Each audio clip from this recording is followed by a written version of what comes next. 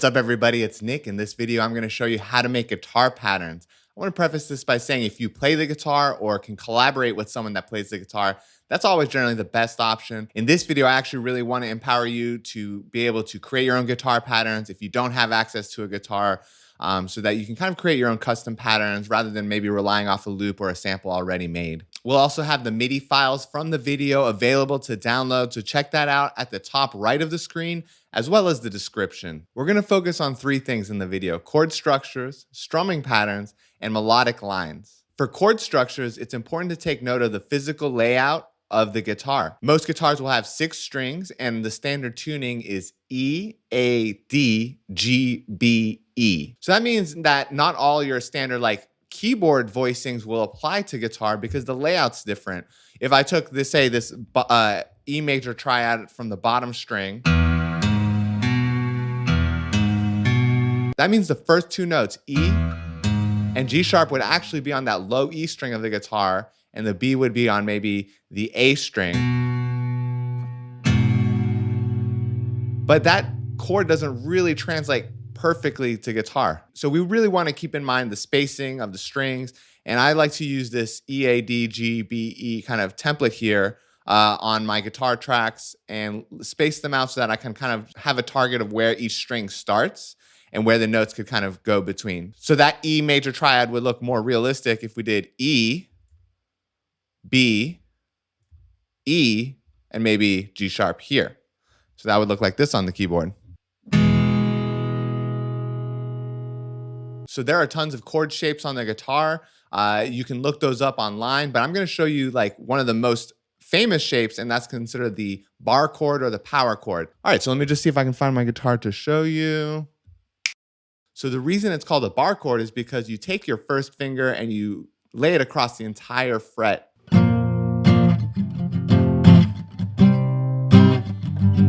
So that bar chord is going to look like this on the keyboard. It's going to look like G, D, G, B, D, and G. And on the keyboard, it looks like this. And the minor is just going to have that third lowered 1/2 step.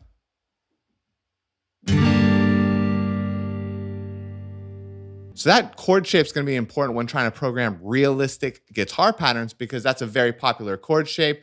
And learning the other shapes is going to be, beneficial if you really want to pursue programming more realistic guitar patterns. Here's a very popular shape, C major. And the other ones I would recommend are like E minor, A minor, F major. Those are pretty standard guitar chords when you're learning as a beginner, and they're pretty popular in a lot of pop songs.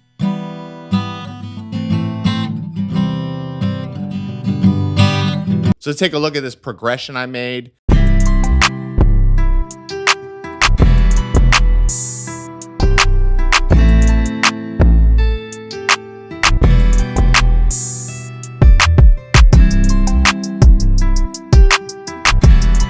So this progression breaks down to being a C major chord,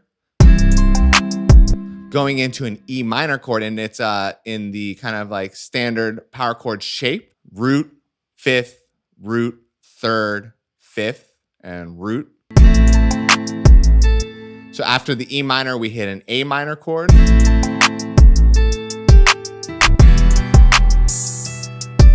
Another thing to note is when you're strumming the guitar upwards or downwards, not all the notes are actually triggering at the same time, if you will. So slightly displacing the start of each note can make it sound more realistic. In FL Studio, they have a strum feature which will actually do this automatically, and essentially it just kind of staggers the entrance of each note of the chord. So that can really be helpful. And if you're curious about the guitar instrument, this is the Ample Guitar SJ, which is from Ample Sound. I'd also recommend checking out this pack, Jazz Guitar Hangs with Rotem Sivan과 on Splice, because I happen to know that they recorded MIDI patterns using MIDI pickups, so that the voicings of the MIDI patterns are truly authentic to guitar shapes. So these 47 MIDI patterns here are going to be straight from a very talented guitar player, and you can kind of know that they're going to be in the proper voicing or kind of chord structure. So the strumming aspect is also very important for making guitar patterns. I'm going to be using Ample Guitar M2 Lite by Ample Sound. This is a free plugin, so I'd recommend checking it out in the description. And this actually allows us to program some strumming patterns, which will make it sound a little more authentic. So let's solo the guitar here.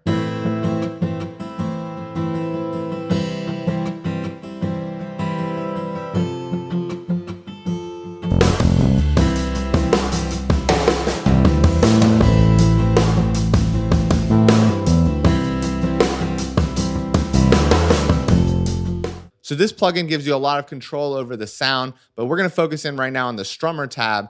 And this is allows you to kind of sequence with this step sequence here, what kind of strumming timbres you want. So you can see here, this is like the downstroke. This is the upstroke. We have 2 muted stroke variations. So this will actually convey some more musicality if you use this kind of sequencer here. So it's really fun. I can play around maybe with the pattern here.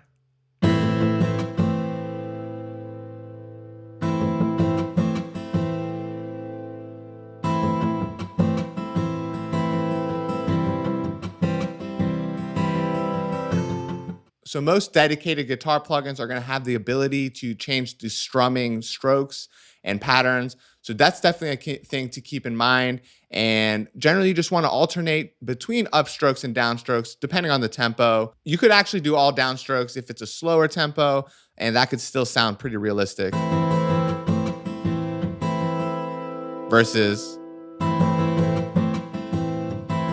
for chords, we wanted to keep in mind the structure and the layout of the guitar and kind of the chord voicings and how they would be shaped on the fretboard. For strumming, we wanted to keep in mind like the strumming timbres, the patterns. And for melodic lines, there's a few things you want to keep in mind when making patterns for guitar. First off, I would say, when it's monophonic kind of lead lines, stepwise scale motion, or even like jumps by an octave are not that uncommon. So you really don't have to worry about crazy shapes for melodic lines and if they're not attainable by guitar players. However, I would say the guitar lends itself very nicely to the major and minor pentatonic scales. So using the pentatonic scales in your melodic lines is very useful. And if you're unfamiliar with the pentatonic scale, that's a 5-note scale based off the major and minor scale. The other thing you want to keep in mind when making guitar patterns are the unique timbres guitars can and other stringed instruments can do, which are like hammer-ons where you're actually using your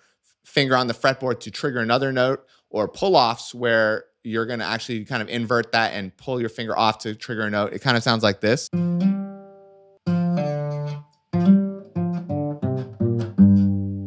In the Ample Guitar plugin, there's some features that will allow you to dictate if the notes are going to be a hammer-on or a pull-off. And that's basically by putting in these notes way at the bottom, C0, C sharp 0, D0, all these kind of notes at the bottom of the piano roll will dictate what kind of timbre the note that's playing. So you can kind of hover over the UI and it'll actually tell you, let's see here. So like this will be sustained, this will be a palm mute, this will be a slide in, a legato, a hammer on, or a pull off. So if I want a hammer on or a pull off, I can just use maybe this last one, which would be F in the piano roll. So if you notice this pattern I have here, you can see that there's a chord struct. So this is actually the chord. This note down here, you're not hearing. If I didn't have this switching to a hammer-on, this would sound slightly different. Here is it with a hammer-on, and here it is without. So you hear more of the picking attack of the second note where you wouldn't hear it on a hammer-on.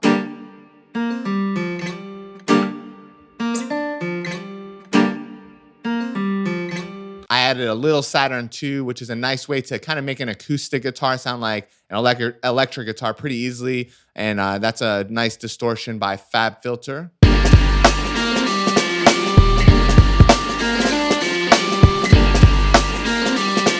And that guitar line is really outlining the G minor pentatonic scale. So again, that would kind of look like the G, B flat, C, D, right? And then F, G. That's the minor pentatonic. Very popular kind of scale choice on the guitar.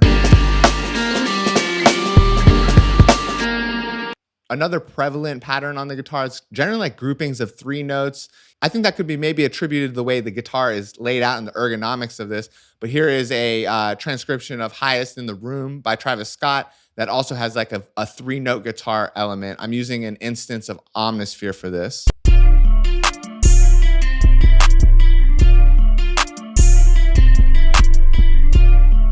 hope you enjoyed the video. If you did, please leave a thumbs up. Subscribe to our YouTube channel because we're going to be releasing new videos weekly, and turn on that notification bell so you won't miss them. As always, I hope you all enjoy the rest of your day and stay positive and inspired. I'll see everyone next time. Later, y'all.